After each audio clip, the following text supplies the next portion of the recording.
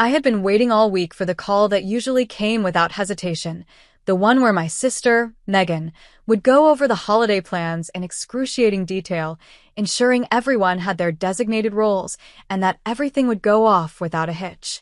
I had always been involved in these discussions, whether it was bringing my signature pecan pie or helping my nephews and nieces with last-minute gift wrapping on Christmas Eve. The traditions in our family were sacred, or at least I had thought so, until this year when the call finally came, but it wasn't at all what I expected. Megan's voice had that familiar clipped tone she used when she was trying to soften bad news, the same one she used when she told me she had borrowed my sweater in high school and then accidentally lost it, or when she admitted she had set me up on that awful blind date with her husband's coworker last year. "Hey, Laura," she started, and right away, something in my stomach twisted. I should have known then that whatever she was about to say would be something I didn't want to hear. I cut straight to the point, already sensing something was off. "So, what's the plan for Christmas this year? Should I bring dessert again?" There was a hesitation, just the slightest pause, before Megan spoke, her voice laced with something close to guilt, but not quite enough to be an actual apology. "Yeah, about that," she said, and I felt my grip tighten on my phone. We were talking and we decided that this year we're going to keep things really, kid-focused.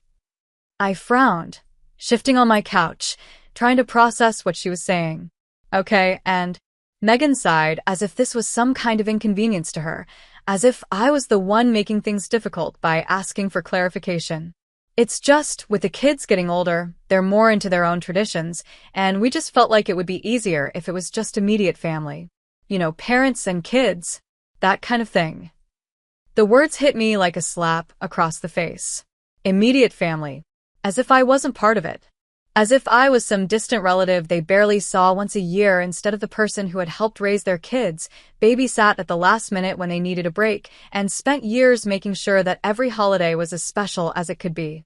I swallowed hard, my throat suddenly dry. "So, what does that mean exactly?" Another sigh.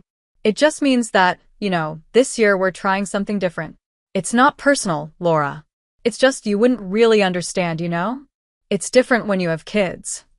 I felt something inside me snap, something raw and bitter that had been sitting there for years but had never fully surfaced until this moment. "I wouldn't understand?" I repeated, my voice. Hi guys, sorry to interrupt your viewing, but please subscribe to the channel and like this video. Thank you. Sharper than I intended. "Are you seriously telling me that because I don't have kids, I don't belong at Christmas with my own family?" "That's not what I'm saying," Megan said quickly, but there was no conviction in her voice. "That's exactly what you're saying?" I shot back, my anger rising. "I've been part of every Christmas since the beginning. I've done everything for those kids. And now, suddenly, I'm not qualified to celebrate with you?" Megan's tone turned offensive, like she was the one who had been wronged. "Laura, don't make this a big deal. It's just 1 year, and we just want to focus on family." I let out a bitter laugh, unable to believe what I was hearing. "Family, huh? And what am I, then? Some outsider? Because last I checked, I was the one who stayed up wrapping presents with you while your husband was asleep on the couch. I was the one who made sure your kids had matching Christmas pajamas. But sure, Megan, I don't understand what family means." "Laura," she said, a warning in her voice, but I was done. I was so done. "You know what? Fine," I said, forcing my voice to stay, even despite the fact that I could feel my heart pounding. "Have your little kid-focused Christmas. I hope it's everything you want it to be." Megan started to say something else, but I didn't wait to hear it. I ended the call and threw my phone onto the couch, my hands shaking with a mixture of anger and disbelief. For a few minutes, I just sat there staring at the wall, my thoughts racing. Was this really happening? Had I really just been kicked out of my own family's holiday traditions because I didn't have kids? The injustice of it all made my blood boil. I had never once thought that my worth in this family was tied to whether or not I had children, but apparently, to them, it was. Apparently, my contributions didn't count. Apparently, the fact that I had given years of my time, my effort, and my love meant absolutely nothing. Fine. If that's how they saw it, then I wasn't going to sit around feeling sorry for myself. If they thought I didn't belong, then I'd go somewhere I did. I grabbed my laptop and opened a travel booking website, my fingers flying over the keyboard as I searched for destinations. If they didn't want me at Christmas, then I'd give myself something even better. And I wouldn't feel guilty about it for a second. The moment I ended that call, a dull rage settled in my chest, burning slowly like embers waiting for the right gust of wind to turn into an all-consuming fire.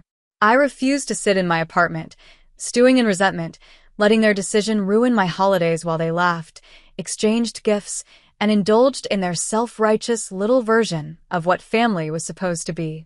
No, I was not going to be that pathetic, left-out relative who sat alone with a microwaved dinner, pretending the holiday season didn't exist. If they thought I didn't belong, then I would make damn sure I was somewhere that made me feel like I did. I grabbed my laptop and opened the travel booking site, my fingers moving with purpose as I scrolled through destinations that felt as far away from my family's judgment as I could possibly get. I wasn't just going to take myself out to some low-effort, sad little getaway. I was going to do it big. If they were so certain that I wasn't part of their picture-perfect Christmas, then I would give myself something better than anything they could imagine. I wanted first-class flights, ocean views, unlimited cocktails, and white sand beaches stretching farther than the eye could see. I wanted to be somewhere so beautiful, so luxurious, so completely indulgent that it would make their kid-focused Christmas look like an underfunded daycare. It didn't take long before I found the perfect place, an exclusive 5-star resort in the Caribbean, the kind of place that catered to people who weren't dragging around sticky-fingered toddlers or dealing with passive-aggressive in-laws. Every picture screamed peace, freedom, and absolute indulgence, and for the first time that evening, a genuine smile curled at the edges of my lips. I was doing this. I booked the entire trip in under 10 minutes, upgrading to the best suite they had, adding spa treatments, ocean excursions, and champagne breakfasts because why the hell not? As soon as I hit confirm, something inside me shifted. The anger didn't disappear completely, but it transformed into something else, something sharper, more satisfying, more controlled. If they wanted me gone, then fine, I was gone. But I wasn't going to sulk about it. I was going to have the best damn Christmas of my life, and I was going to make sure they knew it. I pulled out my suitcase and started packing, shoving in silk dresses, designer swimsuits, and anything that screamed wealth and independence. Every piece of clothing I folded reminded me of the years I had spent bending over backward to make Christmas perfect for a family that didn't even consider me an essential part of it. I thought about the endless hours I had spent wrapping presents for their kids, the way I had stood in line for Black Friday deals so Megan's twins could have the newest, most expensive toys. I thought about all the times I had played Santa at our family gatherings, sitting there in an itchy red suit, sweating under a fake beard, so that Megan and Ryan could sip their wine and relax while their kids squealed in delight. And yet, after all that, after every single year of showing up, giving, supporting, and caring, I was told I wasn't enough because I didn't have children of my own. The thought made my blood boil all over again, but this time there was something else underneath it, something that almost felt like amusement. If they thought they could just dismiss me, forget about me, act like I was less than because I hadn't popped out a couple of kids, they had another thing coming. I imagined it now. Megan and Ryan sitting around the Christmas tree, checking their phones, expecting maybe a sad little "Merry Christmas" text from me, only to find my social media flooded with pictures of crystal clear water, palm trees swaying under a golden sunset, and me, lounging poolside with a drink in my hand and not a single damn care in the world. Oh, they were going to see it. And I couldn't wait for their reactions. I zipped up my suitcase, took a deep breath, and let the reality of my decisions sink in.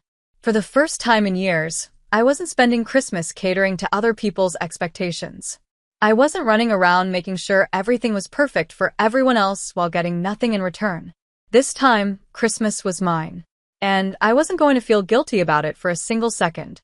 The moment I stepped off the plane, a warm gust of tropical air wrapped around me, carrying the scent of salt and hibiscus, instantly reminding me that I was far, far away from the cold, gray December my family was currently enduring. The resort's private driver was already waiting for me at the arrival's gate, holding a sign with my name written in elegant gold script, a small but powerful reminder that I wasn't here as an afterthought, a disposable extra, or someone deemed unworthy of inclusion. No, this trip was entirely for me, designed with my pleasure in mind, and as I slid into the back seat of the sleek black luxury SUV, I felt a quiet, smug satisfaction settle over me, washing away the last remnants of my family's rejection. The drive to the resort was a dream, with palm trees lining the winding roads, their towering silhouettes swaying gently against a sky so blue it almost looked artificial. When the vehicle finally pulled up to the grand entrance, my breath caught for a moment as I took in the sheer opulence of the place, the towering marble columns, the cascading waterfalls, the impossibly clear infinity pools stretching out toward the horizon, and the staff, dressed in crisp white uniforms, waiting with cool towels and flutes of champagne. This wasn't just a getaway. This was a statement, a declaration that I was not someone to be dismissed, pitted, or underestimated. As the concierge led me through the sprawling lobby, pointing out the various amenities, 3 world-class restaurants, an award-winning spa, private cabanas with personal butlers, and a beachfront bar stocked with rare, imported wines, I barely managed to suppress a grin. While Megan and Ryan were probably knee-deep in wrapping paper, trying to control screaming children and pretending to enjoy yet another chaotic, stress-filled family Christmas, I was here, sipping champagne before I had even checked into my suite. When the doors to my room swung open, revealing a penthouse-sized space with floor-to-ceiling windows overlooking the ocean, a sprawling king-size bed draped in the softest Egyptian cotton sheets, and a private plunge pool just steps away from a sun-drenched terrace, I knew I had made the right decision. No, scratch that. I had made the best decision of my life. I wasted no time slipping into a sleek black swimsuit, draping a sheer sarong around my waist, and making my way down to the adults-only infinity pool, where servers glided effortlessly between guests, balancing trays of handcrafted cocktails and fresh seafood platters. I sank into the warm water, letting my body relax for what felt like the first time in months, and as the bartender placed a perfectly chilled mango daiquiri in my hand, I knew exactly what I had to do next. Reaching for my phone, I angled the camera just right, capturing the golden hues of the setting sun as it dipped below the horizon, the endless expanse of turquoise water stretching out before me. The photo was breathtaking, a picture-perfect moment of peace and indulgence, a direct contrast to whatever chaos was currently unfolding back home. Without hesitating, I typed out the caption. Family is overrated. This view, however, flawless. The second I hit post, I set my phone down, leaned back against the smooth stone edge of the pool, and took a slow sip of my drink, feeling the cold sweetness of it slide down my throat. I didn't have to wait long before the first notification popped up, my phone vibrating insistently against the plush towel beside me. Megan, where are you? I smirked, lifting my glass in a silent toast to myself. Let her sweat. A few moments later, another message appeared. Ryan, wow. Must be nice. Oh, this was too easy. I didn't even need to reply. I knew exactly what was happening on the other end of those messages. They had expected me to sulk, to feel sorry for myself, to spend Christmas alone and miserable while they celebrated in their exclusive little parents-only club. They had convinced themselves that I would sit at home, mourning the loss of traditions that, apparently, had only ever mattered to me. Instead, they were sitting there, staring at their phones, knowing that I was somewhere better, somewhere they could never afford, somewhere that didn't require me to beg for a seat at the table. I took another sip of my daiquiri, stretched my legs out in the warm water, and smiled. Let them stew.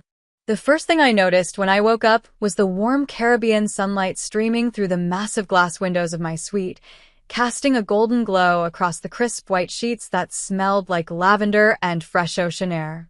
I stretched lazily, feeling a sense of deep satisfaction settle over me as I remembered exactly where I was, a place so far removed from the obligations and expectations that had weighed me down for years. For the first time in as long as I could remember, I had woken up on Christmas morning without a to-do list, without the stress of wrapping last-minute presents, and without the pressure of pretending everything was perfect when, in reality, I had always been the one making sacrifices so that others could enjoy the holiday without a second thought about me.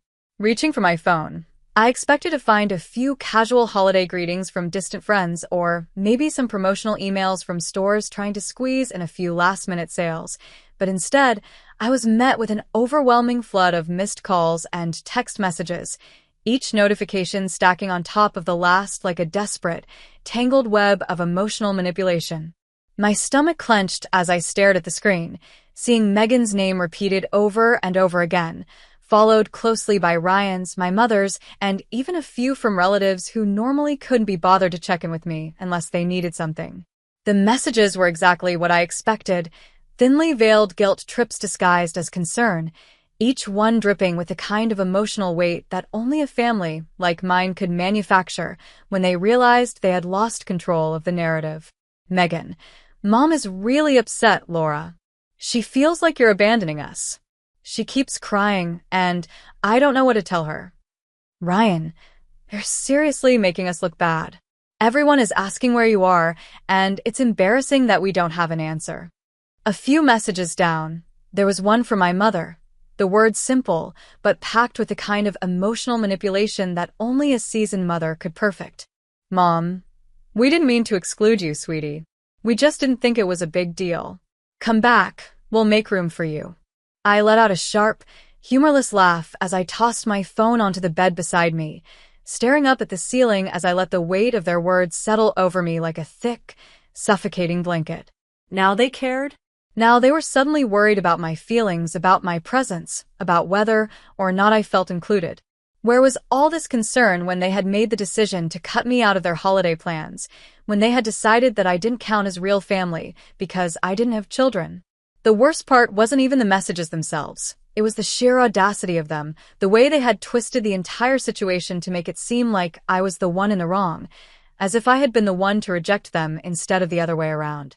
They weren't upset because they had hurt me, because they had made me feel like an outsider in my own family. They were upset because my absence had created an inconvenience for them, because people were asking questions they didn't want to answer, because my decision to remove myself from their perfect little picture had ruined the image they wanted to project to the world. I picked up my phone again, scrolling through the rest of the messages with growing amusement, shaking my head at how predictable they all were. Megan was playing the role of the concerned sister, trying to convince me that Mom was devastated, hoping I'd feel guilty enough to drop everything and come running back just to ease her conscience. Ryan, on the other hand, had gone straight for the selfish sibling approach, making it all about his embarrassment, his discomfort, as if my entire existence was nothing more than an extension of his own reputation. And then there was my mother, whose message was perhaps the most infuriating of them all, not because of what she said, but because of what it really meant. We didn't think it was a big deal. That was the part that stung the most, the quiet confirmation that my absence hadn't even registered as something worth reconsidering until it had started to cause them problems. They hadn't forgotten about me.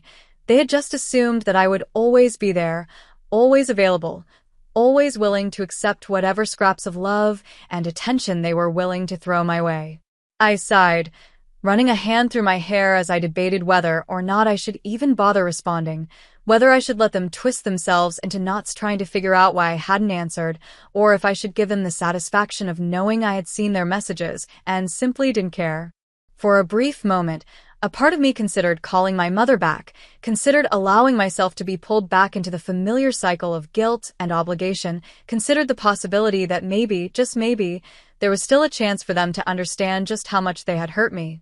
But then I thought about the years of being taken for granted, the countless Christmases I had spent bending over backward to make their lives easier while getting nothing in return, and suddenly, the decision didn't seem so difficult after all.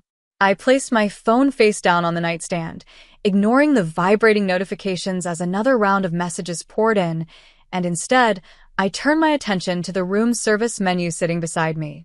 If they wanted to spend their Christmas morning obsessing over where I was and why I wasn't groveling for a seat at their table, that was their problem. I had better things to do, like ordering myself a 5-star breakfast and enjoying the peace and quiet of a holiday that, for the first time in my life, belonged entirely to me. The sun was high in the sky by the time I finally pulled myself out of bed, stretching lazily as the scent of fresh brewed coffee and tropical flowers drifted in through the open balcony doors, reminding me once again that I was exactly where I needed to be. The last 24 hours had been nothing short of blissful, a luxurious escape from the suffocating expectations of my family, but as I reached for my phone out of pure habit, the stark reality of my absence from their world came crashing back into focus.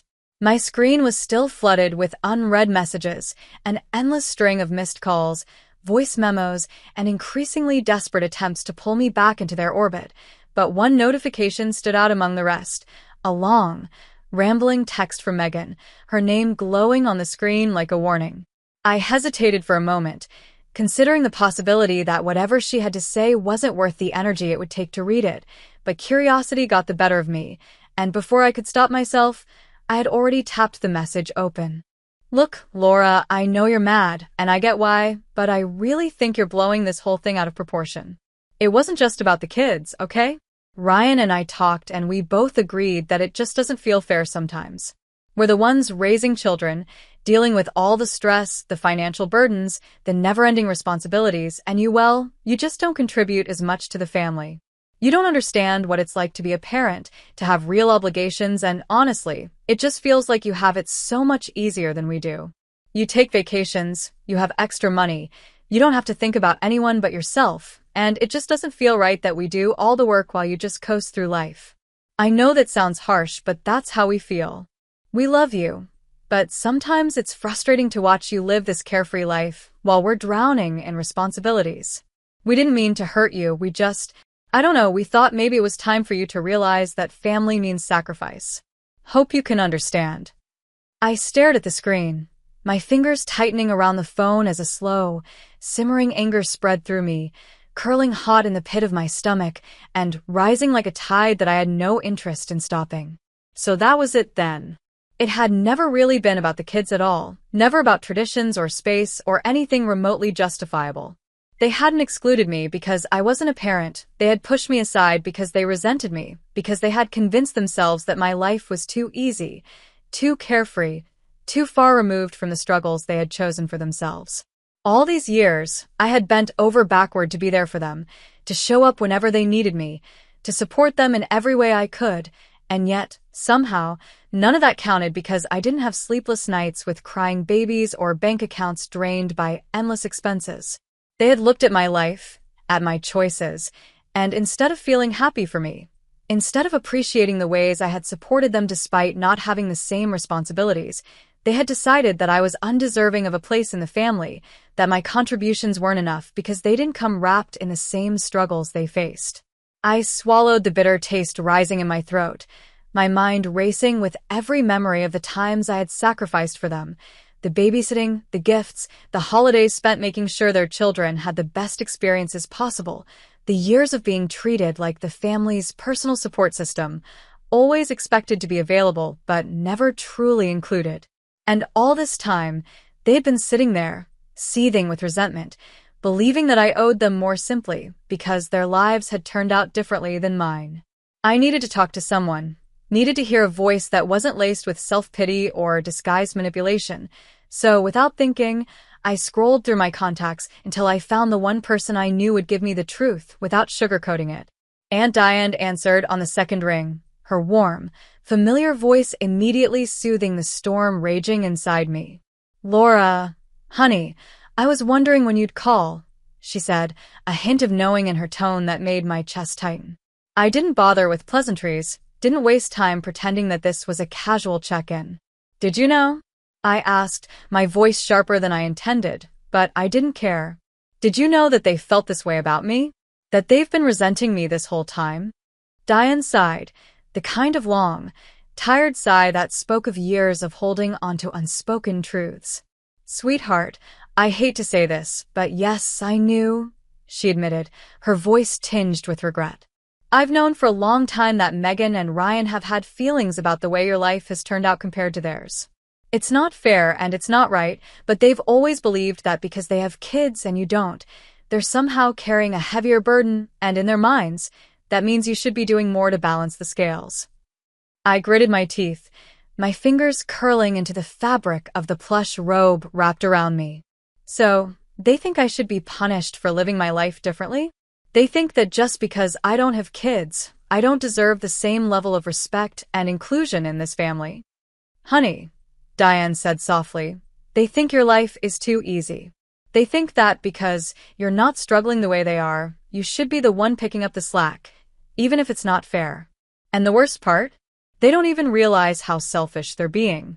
In their eyes, they're the ones who deserve more, and you're just lucky. And people resent luck when they don't feel like they have any. I let out a bitter laugh, shaking my head as the weight of her words settled deep in my chest. It was never about kids, never about traditions, never about anything other than the fact that they had decided I didn't deserve to enjoy my life while they suffered through theirs. A slow, determined anger replaced the hurt I had been feeling, hardening into something sharp and unwavering. If they thought I was going to come crawling back, apologizing for daring to live a life that didn't revolve around their expectations, they had another thing coming. I wasn't going to let them make me feel guilty for choices that had nothing to do with them. I wasn't going to spend another second justifying my happiness to people who had no interest in celebrating it. If they thought they could punish me for living my life on my own terms, they were about to find out just how wrong they were. I had spent the last 3 days ignoring every single message from my family, watching as their texts shifted from guilt trips to outright frustration, their attempts to lure me back home growing more desperate with each passing hour. First, it had been the emotional manipulation from my mother, the carefully crafted sentences designed to make me feel like I was the villain in this situation, the one who had turned my back on them when the reality was that they had been the ones to cast me aside in the first place. Then it had been Ryan, his tone turning sharp and annoyed as he accused me of making them look bad, of embarrassing them in front of extended family members who had started to notice my absence.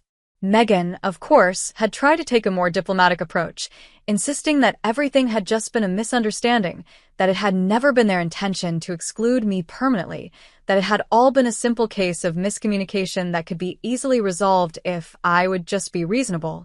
And then, late on Christmas Eve, the message finally came, the one that made me pause, the one that felt different from all the rest, the one that made me sit up and stare at my phone as I debated whether or not this was the moment I had been waiting for.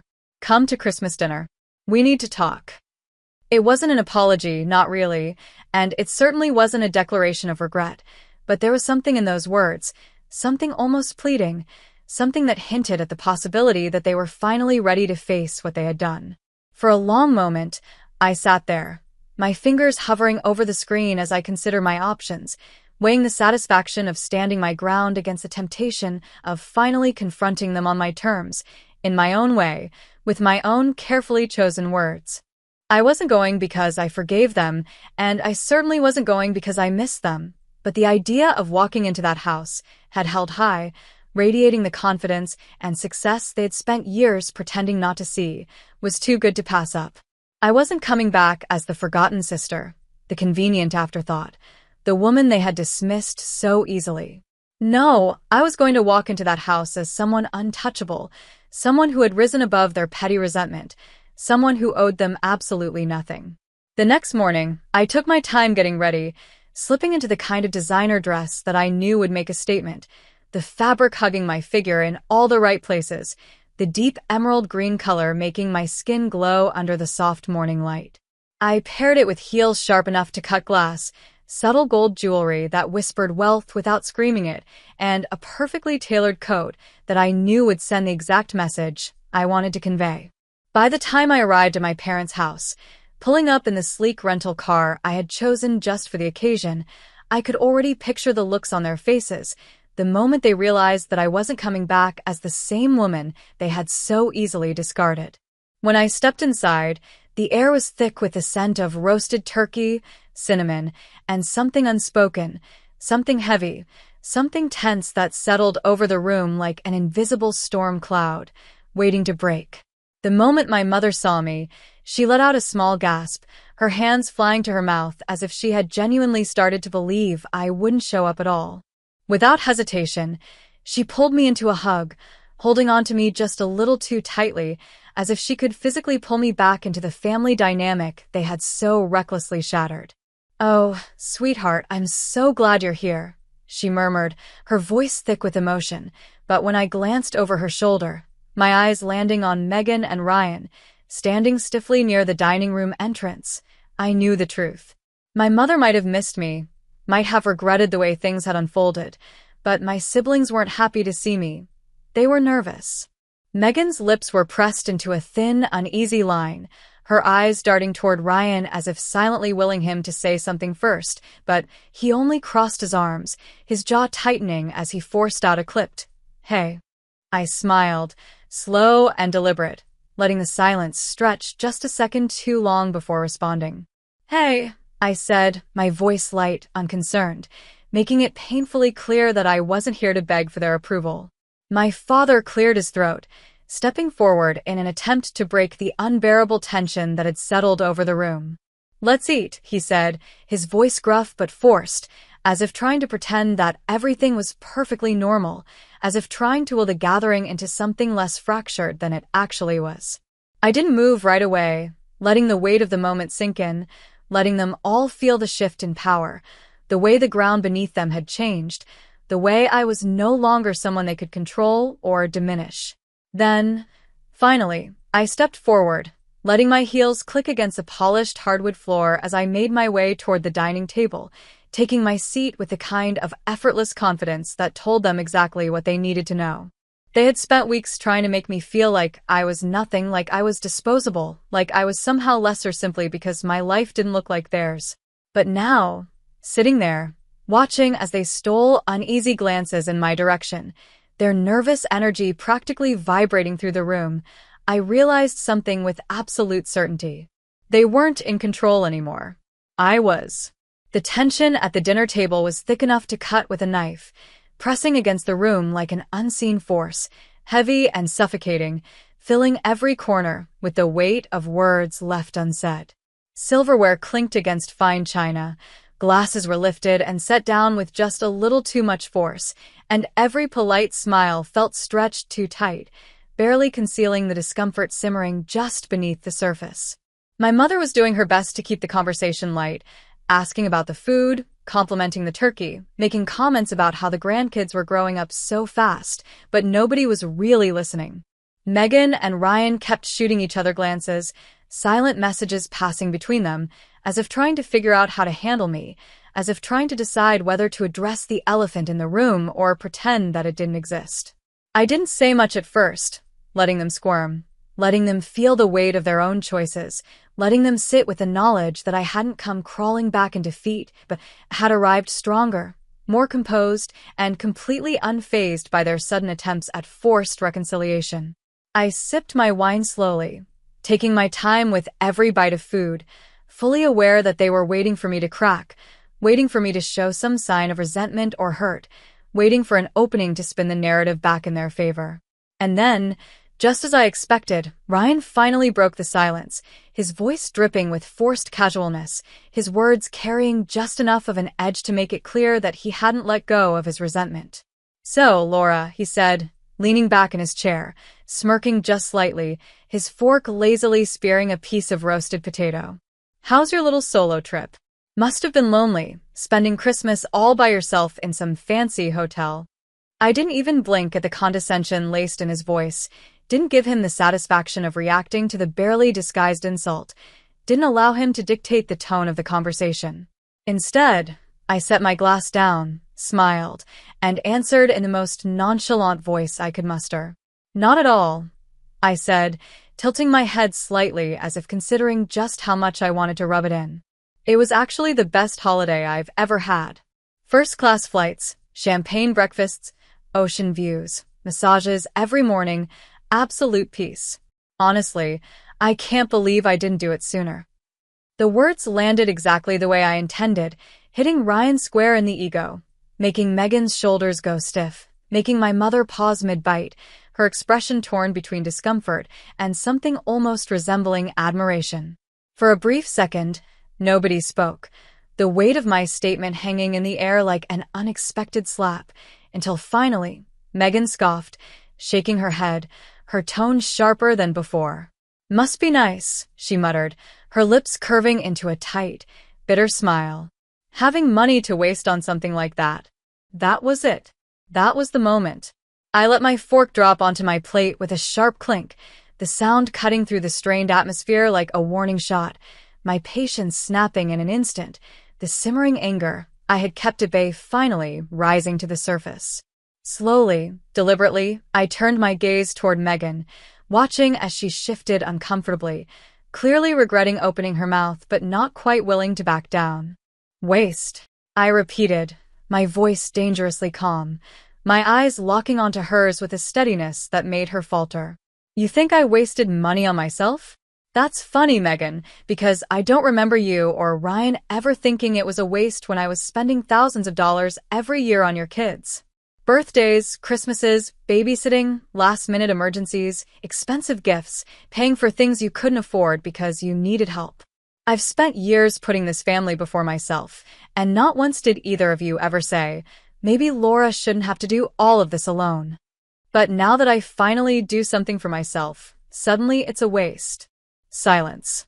Not just a regular silence, but a deep, suffocating, tension-filled silence, the kind that stretches too long, the kind that makes people shift in their seats, the kind that forces everyone to reckon with an uncomfortable truth they had been trying to avoid.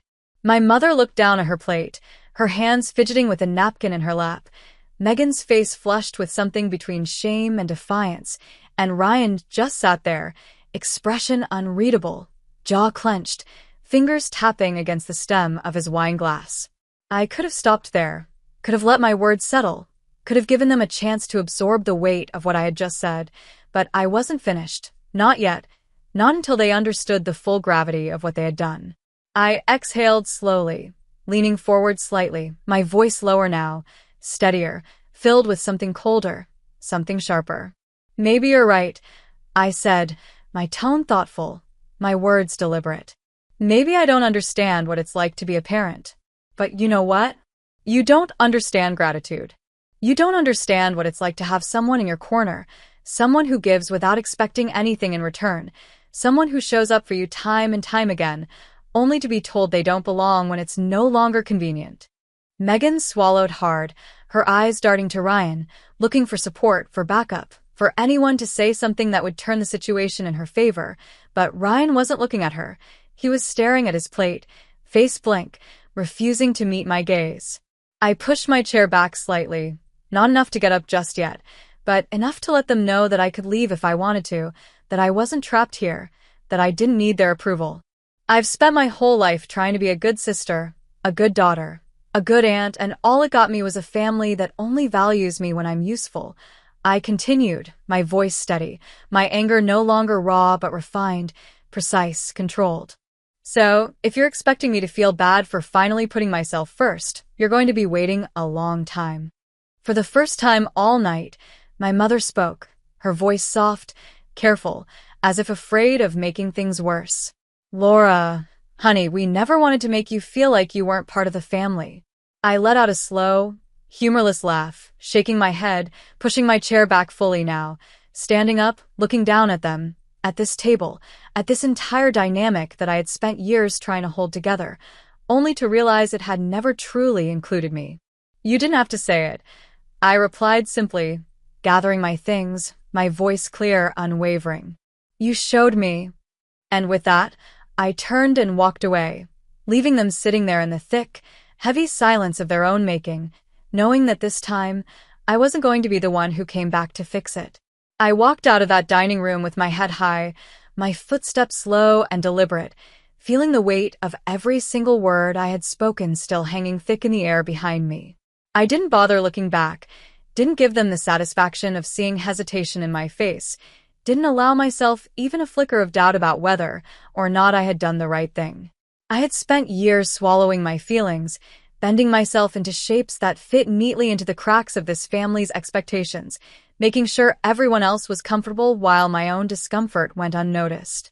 But tonight, for the first time, I had let them sit with the truth of their own actions, let them stew in the knowledge that they had created this divide, let them feel, if only for a moment, what it was like to be left behind. The cold December air bit at my skin as I stepped outside, my heels clicking against the icy pavement, the sky stretching dark and endless above me. Somewhere in the distance, I could hear the muffled sounds of Christmas music from another house, the soft hum of car engines as people drove to their own holiday gatherings, the distant laughter of a family that didn't belong to me.